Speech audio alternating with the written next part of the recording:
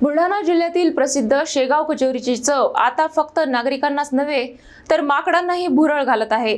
दर दुसऱ्या दिवशी कचोरीसाठी माकडांचा कळप कारखान्यात येत असल्याचे अनोखे दृश्य समोर आले आहे।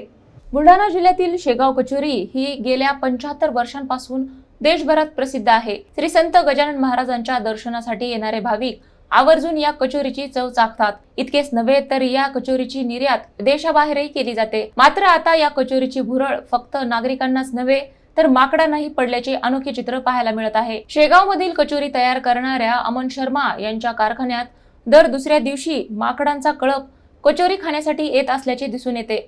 विशेष म्हणजे या माकडांना हुसकावून लावण्याऐवजी कारखान्याचे संचालक त्यांना कचोरी देऊन त्यांची मेजबानीच करत असल्याचे पाहायला मिळत आहे। त्यामुळे माकडांनाही या चवीची सवय लागली असल्याची चर्चा आहे। या अनोख्या प्रकारामुळे परिसरात उत्सुकता निर्माण झाली असून शेगाव कचोरीची लोकप्रियता किती मोठी आहे याचे हे वेगळे उदाहरण ठरत आहे। दर 2-3 दिवसाने येतात, त्यांना कचोरी किंवा केले हे सगळं आम्ही पाचतो। ते कचोरीचा पण भरपूर आनंद घेतात ते आणि मजेने कचोरी खाऊन जातात।